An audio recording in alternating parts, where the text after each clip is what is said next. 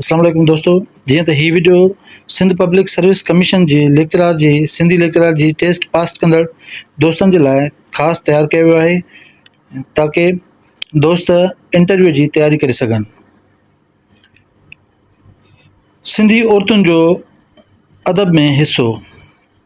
सिंधी औरतुनि जो अदब में हिसो इल्मु अदब खे क़ौम जी ज़िंदगीअ जो आईनो करे लेखियो वञे थो, जो उन ज़रिए क़ौम जे ज़हनी ऐं फ़िक्री लाड़नि जी सुध पवे थी।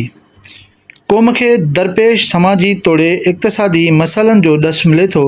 साॻिए वक़्तु समाजी बुराइयुनि खे तड़े कढण लाइ पेश कयल तजवीज़ुनि ऐं खयल अमली क़दमनि जी पिणु परूड़ पवे थी। असां वटि लोक अदब जूं अक्सर सिंथूं औरतुनि जूं चयल आहिनि, जिन में लोली, गीच, सहरा, लोकगीत, कोॾाणा, अनेक चवणियूं ऐं ॿाराणा ॿोल शामिल आहिनि। पर बाक़ाइदा शाइरीअ में बि ॿी समूरी मालूम शाइरीअ जीअं औरतुनि जी शाइरी सूमरनि जे दौर खां मिले थी। सिंधी ॿोलीअ जी पहिरीं मालूम शाइर औरत मिरखां शेखिण, जेका सूमरनि जे दौर में 7वीं सदी हिजरी अटकल 12वीं सदी ईसवीअ धारे थी गुज़री आहे, जंहिंजे कलाम ते मुश्तमिल हिकु किताब कलाम मिरखां शेखिण नाले सां 1971 में मोहम्मद सुमार शेख बदीन मां छपिराए पधिरो कयो। संदसि कलाम जा कुझु ॿोल हिन रीति आहिनि: ही कांडेरड़ी लस, ही वासेरड़ी वस, भांडारे ॾिठमि सुख पार में, आउं खिलंदी कुॾंदी अचां। हीअ शाइरा औरत शेख करे भंडारीअ जी मुरीद हुई। संदसि अक्सर शाइरी मुर्शिद जे शान में चयल आहे। पीर हुसामुद्दीन शाह राशिदीअ हदीक़तुल औलिया में ॼाणायो आहे त सूमरनि जे दौर में, जो सन 1050 खां सन 1350 ताईं हो, हिकु शख़्स हाजी इब्राहिम जी वालदा हिकु मजज़ूब सालकियाणी हुई। हूअ सिंधीअ में शेर चवंदी हुई। पीर साहब संदसि हिकिड़ो बेत हिन रीति ॼाणायो आहे: वसी तां वस आलिम लॻोई आसरे, हाणे कयमि तरस जो मुंदूं मोटी आयूं। मतिलबु त सिंधी औरतुनि जी इल्मु अदब में वरितल हिसे जा पहिरियां ओञाण सूमरनि जे दौर में मिलनि था। अरगुननि जे दौर में हिकु शाइरा माई सारा जो नालो बि मिले थो, जंहिंजे मुड़ुस खे सरकार बेगुना सज़ा ॾिनी, जंहिं सबबु हू भॼी ॿेले ॾांहुं हलियो वियो ऐं धाड़ेल थी वियो। उन जी जुदाईअ में माईअ सारा कुझु कलाम चयो, जेको वक़्त जी दज़ में गुम थी वियो। अलबत्ता हिकु ॿी शाइरा जादुल जतनी नाले थी गुज़री आहे, जंहिंजो हिकिड़ो छलो मिले थो। हिन शाइरा लाइ चयो वञे थो त तमामु सुहिणी हुई ऐं जंहिं ज़माने में शाह शुजा सिंध ते काह कई, उन वक़्तु हीअ औरत पंहिंजे तर में सूंहं सबबु मशहूरु हुई।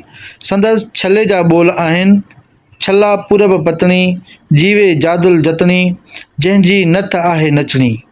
डॉक्टर गुरबख्शाणी मुक़दमा लतीफ़ीअ में लिखियो आहे त शाह वफ़ात खां थोरो अॻु रिसाले जा नुस्ख़ा फ़क़ीरनि खां वठी करार जे ढंढ में उछलाए फिटा कया, छो त इहो ख़्यालु अची पियसि त मतां माण्हू संदसि मानवी कलाम जे रम्ज़ परूड़े गुमराहीअ में न गिरफ़्तार थियनि। रिसालनि नवुड़नि ते शाह लतीफ़ जे मुरीदनि ऐं फ़क़ीरनि वावेला मचाई। रिसालनि ॿोड़नि ते, जेको शाह कलाम उछलियो ढंढ में, उन जे ॿोड़ ते उछलाइण ते शाह लतीफ़ जे मुरीदनि ऐं फ़क़ीरनि वावेला मचाए ॾिनी। शाह लतीफ़ खे अहसासु थियो, जंहिं पंहिंजी हिकु मुरीदाणी माई नेमत खे, जंहिंखे घणा बेत बरज़बान यादि हुआ, फ़रमायो त मुरीदनि खे उहे बेत लिखाए।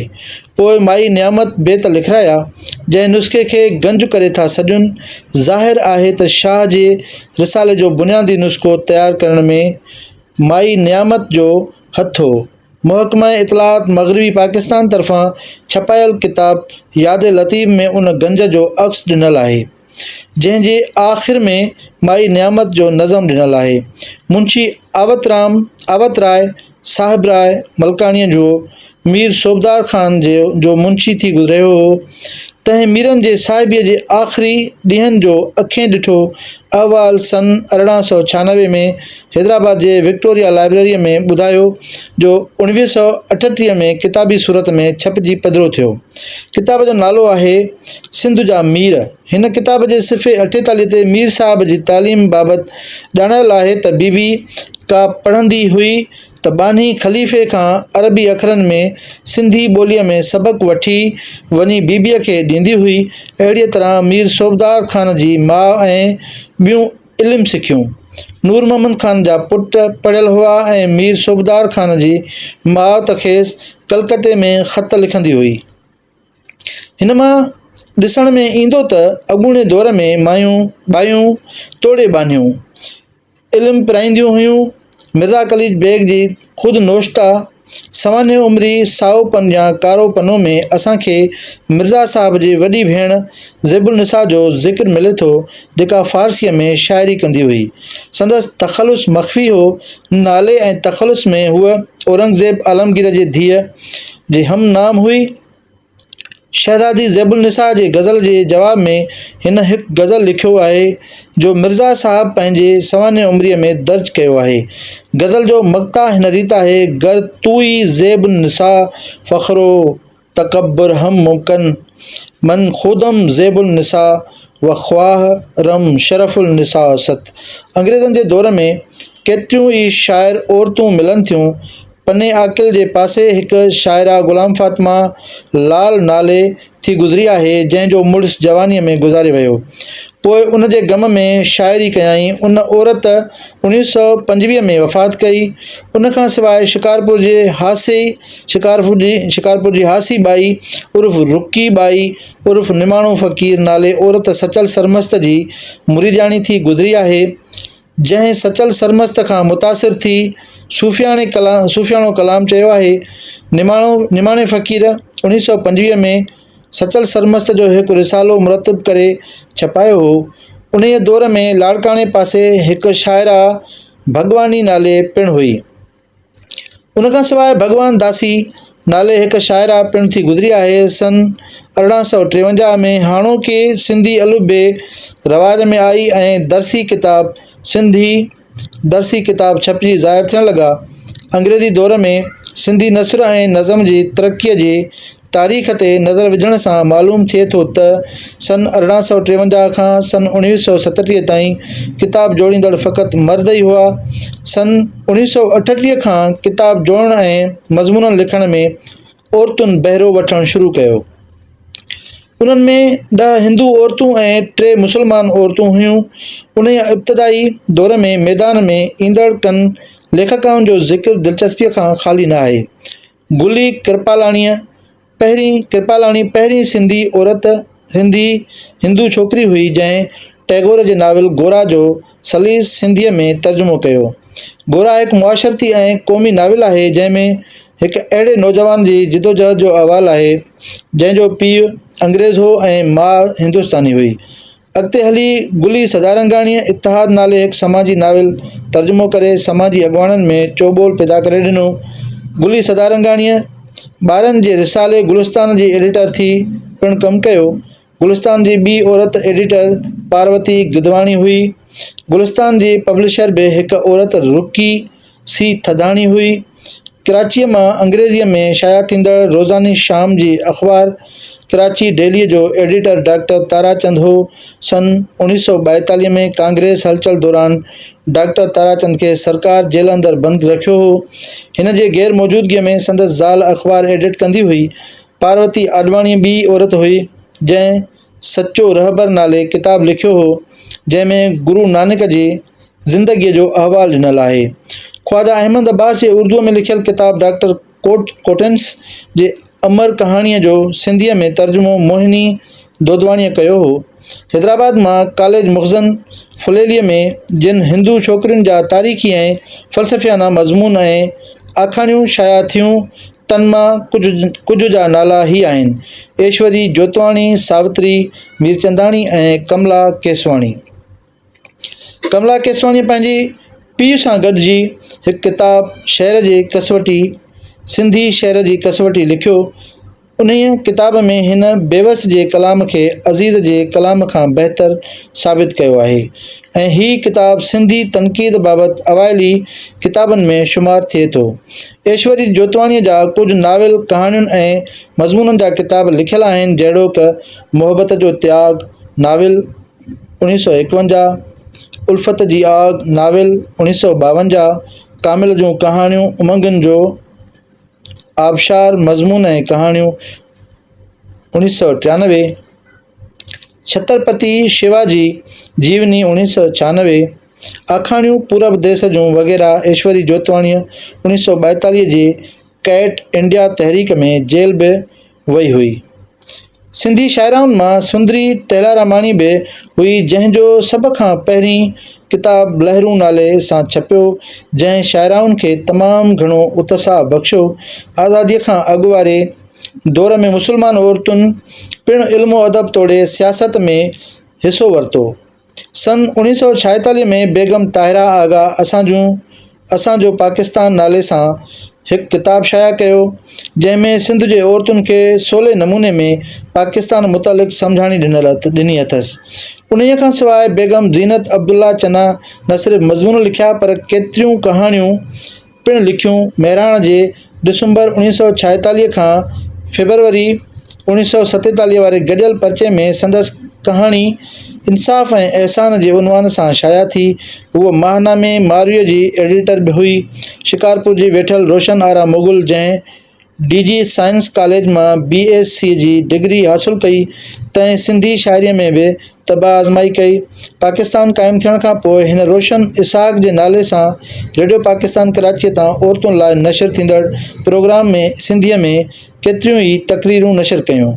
हिन जी कुमहली वफ़ात ते शेख अयाज़ ऐं ॿियनि शागिर्द रिसाले जो नंबर कढियो हो, जंहिंमें रोशन आरा जी शाइरी छपियल आहे।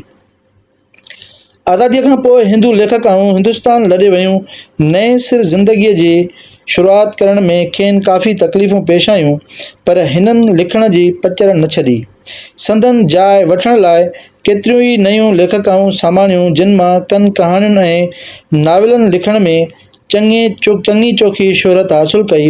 उन्हनि मां कनि अहम लेखकाउनि जा नाला हीअ आहिनि: कला प्रकाश सुंदरी, उत्तम चंदाणी, पोपटी हीरानंदाणी, माया राही ऐं तारा मीरचंदाणी। कला प्रकाश कहाणीकार ऐं नाविल निगार आहे। संदसि कहाणियुनि ऐं नाविलनि जा केतिरा ई किताब छपियल आहिनि, जहिड़ोकि आरसिया आॾो नाविल 1992, वक़्त थियूं विछोटियूं नाविल 1989, वारनि में गुल कहाणियूं 1993, प्यार नाविल 1997, ममता जूं लहरूं शाइरी समुंड ऐं किनारो नाविल 2004, इंतज़ार कहाणियूं 2008, ओखा पंध पहाड़ जा नाविल 2010 ऐं ॿिया पोयूं किताब सिंधी लैंग्वेज अथॉरिटीअ जो इनाम याफ़्ता आहे। सुंदरी उत्तम चंदाणी बरख लेखका, कहाणीकार, नाटक नवीस, शाइरा ऐं नाविल निगार थी गुज़री आहे ऐं ताज़ो अगस्त 13 में गुज़ारे वई आहे। संदसि कहाणियुनि जा 12 किताब, 2 तबाज़ात नाविल ऐं 2 कृष्ण चंद्र ऐं अमृता प्रीतम जा तर्जुमो कयल नाविल छपियल आहिनि। हिन जी शाइरीअ जा 2 किताब हुगा ऐं दात बणी लात खां सवाइ नाटकनि जो हिकु मजमूओ, सिंधू रूसी अदब जा तर्जुमा ऐं रूस जी अॻूणे वज़ीर आज़म ल्यून बज़नीफ़ जी आत्मकथा जो सिंधी तर्जुमो वग़ैरह छपियल आहिनि। पोपटी हीरानंदाणी सिंधीअ जी बेबाक लेखका थी गुज़री आहे। हिन हैदराबाद सिंध में जनमु वरितो। पोपटीअ जो शुमार नामवर कहाणीकार, नाविल निगार, नक़ाद ऐं शाइरा तौरु थिए थो। संदसि कहाणियुनि जा 10 मजमूआ, 4 नाविल ऐं 30 मज़मूननि में ऐं मुख़्तलिफ़ मौज़ूअनि ते किताब छपियल आहिनि। हिन जो सिंधी अदब जी तारीख़ ते अंग्रेज़ीअ में किताब हिस्ट्री ऑफ सिंधी लिटरेचर पिणु छपियल आहे। संदसि शाइरीअ जा 3 सिंधी ऐं 1 अंग्रेज़ी किताब छपियल आहिनि।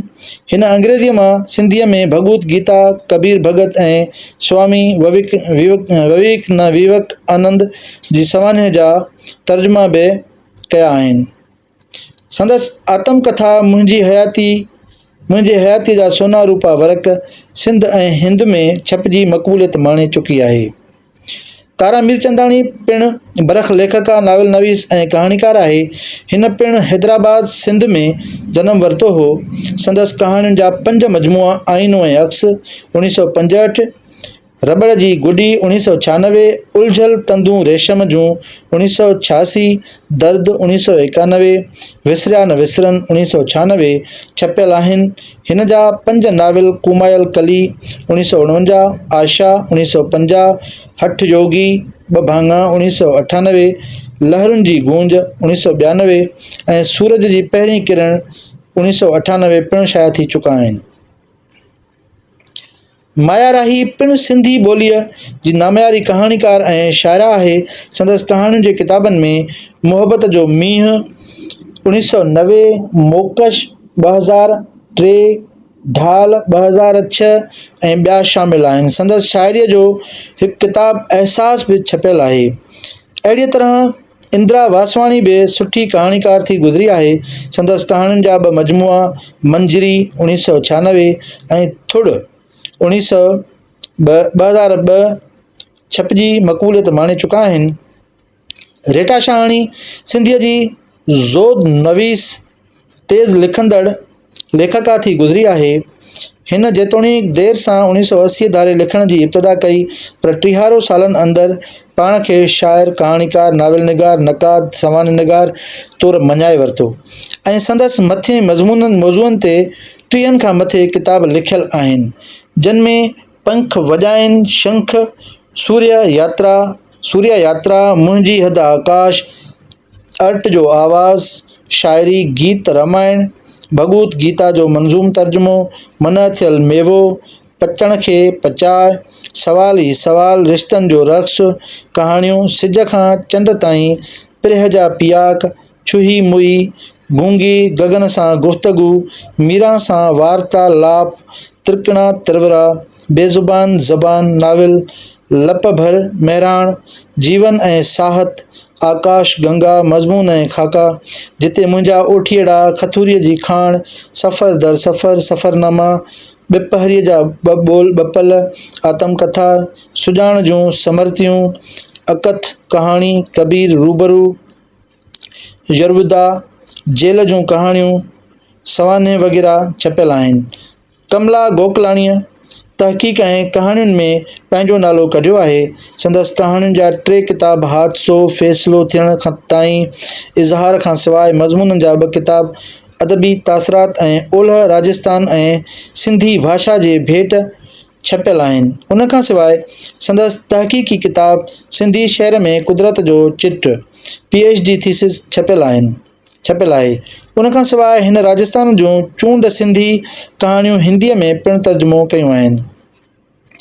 वीना शरंगी ऑल इंडिया रेडियो जे सिंधी सर्विस तां सिंधी अदब ऐं ॿोलीअ जे वाधारे लाइ काफ़ी कमु कयो आहे।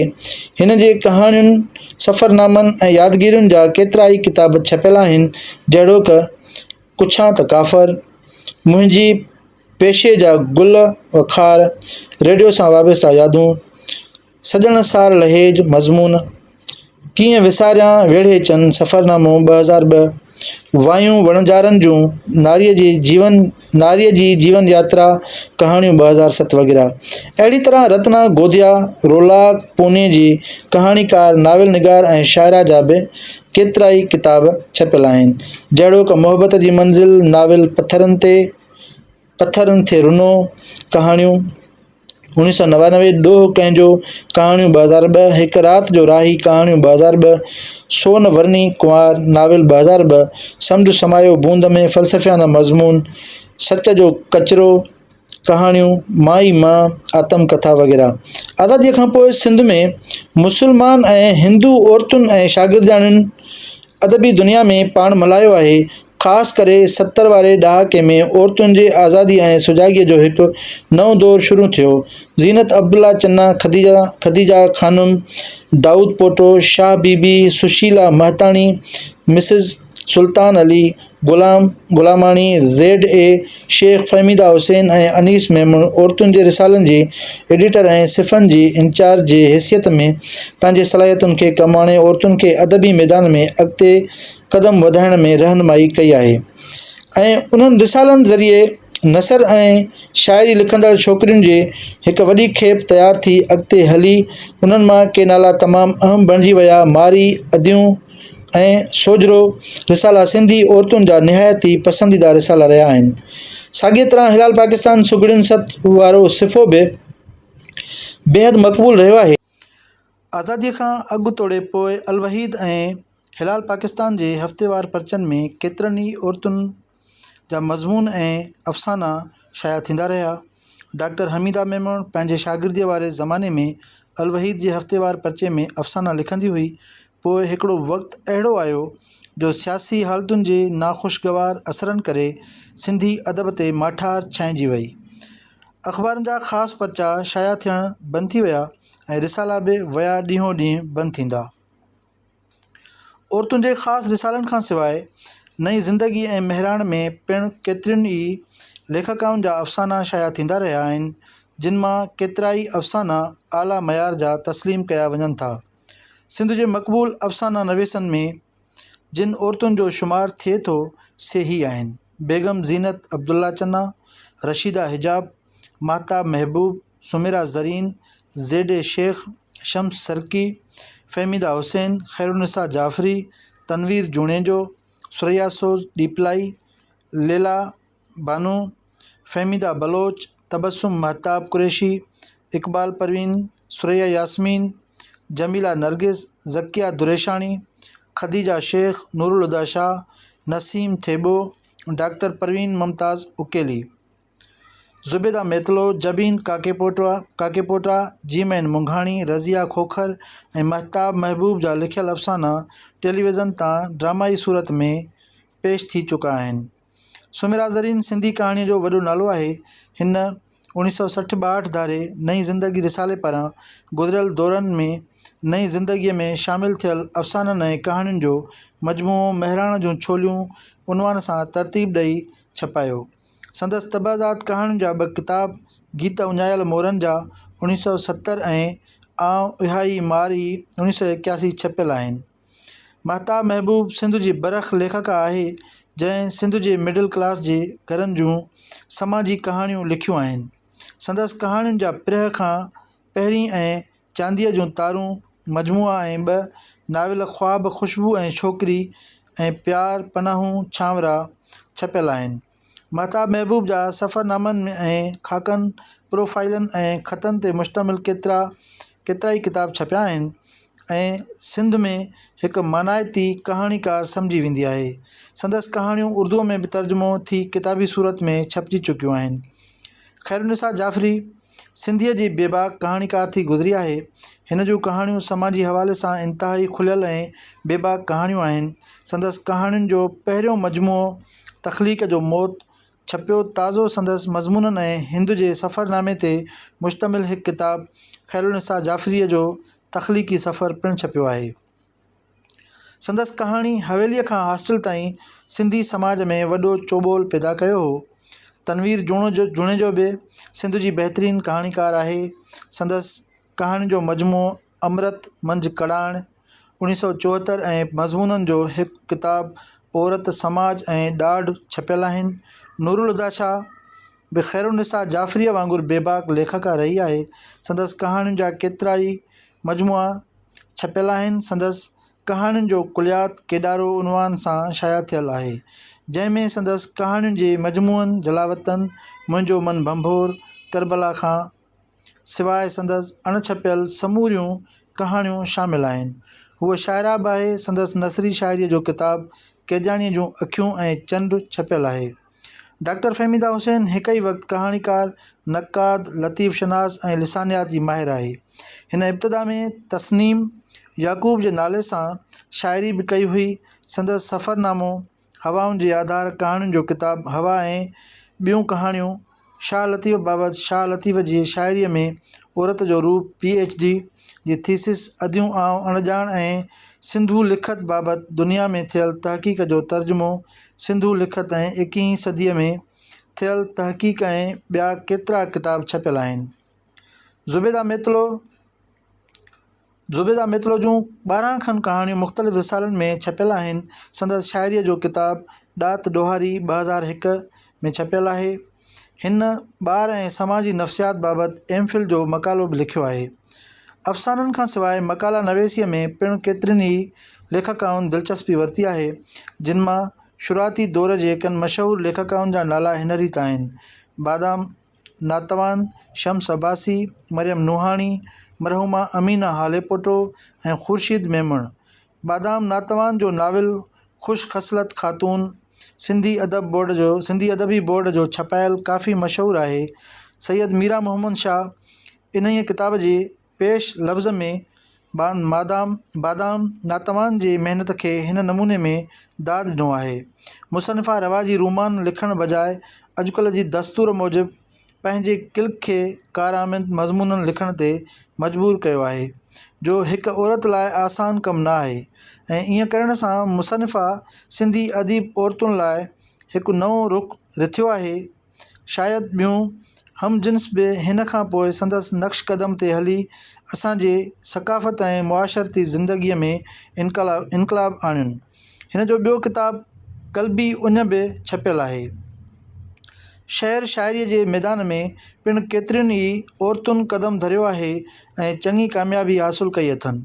मशहूरु शाइराउनि जी फ़हिरिस्त में ही नाला शामिल आहिनि: नूर शाहीन, नजमा नूर फुलपोटो, शमशाद मिर्ज़ा, सुल्ताना वकासी, सहर इमदाद, शबनम मोती, मरियम मजीदी, नज़ीर नाज़, जीमैन मुंघाणी, सूर्यासो दीपलाई, अतिया दाऊद, शमीम मेमण, रुबीना अबड़ो, फ़िज़ा गज़ल, विमी सदारंगाणी, रश्मि रामाणी, रुखसाना प्रीत, लता टहलियाणी, अमर सिंधु, शबाना सिंधी, नायाब सरकश, नज़ीर नाज़ सीनियर लेखका आहे। हिन नारी पब्लिकेशन क़ाइमु करे केतिरनि अदीबनि जा किताब छपिया आहिनि। संदसि कालमनि जो किताब झरणा ऐं शाइरीअ जो मजमूओ गज़ल छो न चवां 2004 में छपियल आहिनि। मरियम मजीदी सिंधी ॿोलीअ जी पुख़्ती ऐं जदीद शाइरा आहे। संदसि वालिद मोहम्मद ख़ान मजीदी कुहना मश्क शाइर हो, पर मरियम मजीदीअ जो डिक्शन पंहिंजो आहे। संदसि शाइरीअ जा 2 किताब सरूम दुखम 1986 में, नेरा नाई नेण शाइरी 2012 में छपियल आहिनि। नूर शाहीन रवायती शाइरीअ जी नुमाइंदा शाइर थी गुज़री आहे। संदसि शाइरीअ जो हिकु किताबु छपियल आहे। शमशाद मिर्ज़ा जी शाइरीअ जा 2 किताब छपियल आहिनि: सिंधु तुंहिंजा सद 1974 में ऐं नेणनि लाती छड़ी शाइरी 2006 में छपिया आहिनि। सुल्ताना वकासी नसरी नज़मनि ऐं कालम निगारीअ में पंहिंजो नालो मञायो आहे। नजमा नूर फुलपोटो शाह लतीफ़ यूनिवर्सिटी खैरपुर में समाजियात जी उस्ताद रही आहे। हिन कारोकारीअ जो समाजी ऐं तारीख़ी पसमंज़र ते थीसिस लिखी आहे। हिन जा मक़ाला मज़मून रिसालनि में छपबा रहनि था। संदसि शाइरी जो किताबु चंड ऐं अजरक 2010 में छपियल आहे। सहर इमदाद सिंधीअ जे नाले वारी शाइरा आहे ऐं सिंधी शोबे सिंधु यूनिवर्सिटीअ में वॾो अरसो उस्ताद रही आहे। हिन जदीद सिंधी शाइरीअ जे उनवान ते PhD कई आहे। संदसि शाइरीअ जो हिकु किताबु 14 चंड आकाश ऐं मज़मूननि ऐं मक़ालनि जो किताबु शाइरी, शेर ऐं शऊर छपियल आहे। जीमैन मुंघाणी हिकु ई वक़्तु शाइर, नक़ाद ऐं नाविल निगार आहे। संदसि शाइरीअ जो किताबु रोला, ख्वाब, नाविल, रुञ ऐं हिकु तनक़ीदी किताबु शाह लतीफ़ जी ॿोली तहक़ीक़ी जाइज़ो छपियल आहिनि। शबनम मोतीअ जी शाइरी मुख़्तलिफ़ रिसालनि में छपजंदी रही आहे, पर संदसि शाइरीअ जो को किताबु छपियल न आहे। हिन फ़ैज़ अहमद फ़ैज़ जो हिकु किताबु उर्दू मां फ़ैज़ जा एलियस ॾांहुं ख़त नाले सां तर्जुमो कयो आहे। सूर्यासो दीपलाई शाइरीअ सां गॾु कहाणियूं बि लिखियूं। संदसि पहिरीं कहाणी चालाकी छपी। मारी ऐं ॿियनि रिसालनि में संदसि शाइरी शाया थी। पहिरीं नसीम जी तख़लुस सां ऐं बाद में सोज़ जे तख़लुस सां लिखणु लॻी। संदसि किश्तवाड़ नाविल नेणनि निंड उॾाई सिंध टाइम्स में छपियो। संदसि PhD जी थीसिस मोहम्मद उस्मान दीपलाई ऐं संदसि सिंधी समाज ते असर सक़ाफ़त खाते हुकूमत सिंध किताबी सूरत में छपिरायो आहे। अतिया दाऊद बि हिन दौर जी बेबाक लेखका ऐं शाइर आहे। संदसि शाइरीअ जा किताब शराफ़त जी पुलसरात ऐं अणपूरी चादर छपियल आहिनि। संदसि शाइरीअ ते शेख हयात ऐं फ़हमीदा रियाज़ इंतिहाई मुअसर नमूने लिखियो आहे। अदरास सरवर बि अफ़साना ऐं मज़मून लिखिया आहिनि। हूअ शाइरा बि आहे। संदसि शाइरीअ जा 2 मजमूआ, हिकु उर्दूअ में नील गगन तले ऐं ॿियो सिंधीअ में निम जे शावरे में 2005 में छपियल आहिनि। रोशन तबस्सुम कहाणीकार ऐं शाइरा आहे। संदसि 2 किताब कहाणियुनि जा किताब सोचुनि जी सलीब 1990 ऐं शाइरीअ जो मजमूओ सपना ऐं राबेल 1990 में छपियल आहिनि। मौजूदा दौर जे शाइराउनि में रुबीना अबड़ो जी शाइरी सभ खां वधीक छपजंदी रहे थी। हूअ गज़ल ऐं नज़म जी निहायत पुख़्ती शाइरा आहे ऐं पंहिंजे हमअसर शाइराउनि में सभ खां मक़बूल आहे। संदसि शाइरी सिंध जे अक्सर अदबी रिसालनि ऐं अख़बारुनि जी अदबी सिफ़नि ऐं मैगज़ीनुनि में छपजंदी रहे थी, पर संदसि को किताब न आयो आहे। शबनम गुल सिंधीअ जी नामयारी कहाणीकार ऐं शाइरा आहे। संदसि शाइरीअ जो किताब आख़िरी लफ़्ज़ 1994, कहाणियुनि जो मजमूओ अणॼातल शहर जो नक्शो ऐं आतम कथाई सारूणियूं मुंहिंजो सूरजमुखी छपियल आहिनि।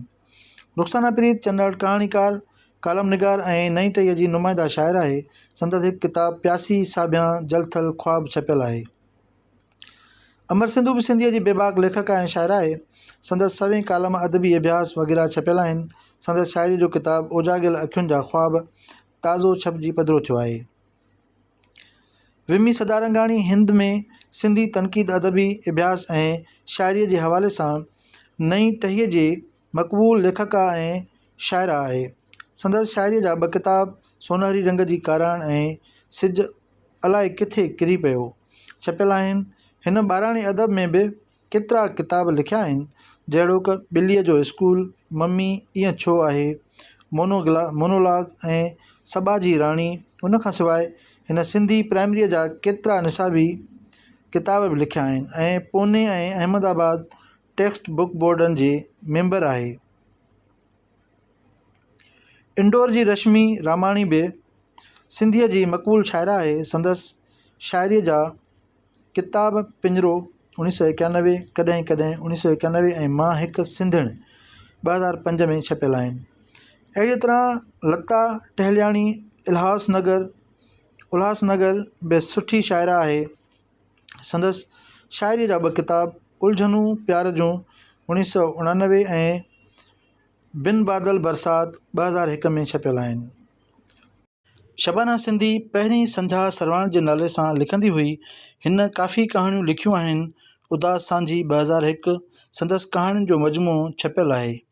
हूअ शाइरा बि आहे। संदसि शाइरीअ जो किताब चंड समुंड ऐं मां 2006 में छपियल आहे। संदसि नाविल 2 नाविलेट उनवान सां छपिजी मक़बूलियत माणे चुको आहे, जंहिंखे सिंधी लैंग्वेज अथॉरिटीअ 2011 जे छपियल बहितरीन नाविलनि तौरु इनाम ॾेई चुकी आहे। इरम महबूब नई टहीअ जी सुठी शाइरा आहे। संदसि शाइरीअ जो हिकु किताब मुंहिंजी धरती नसरी नज़म 1990 में छपियल आहे।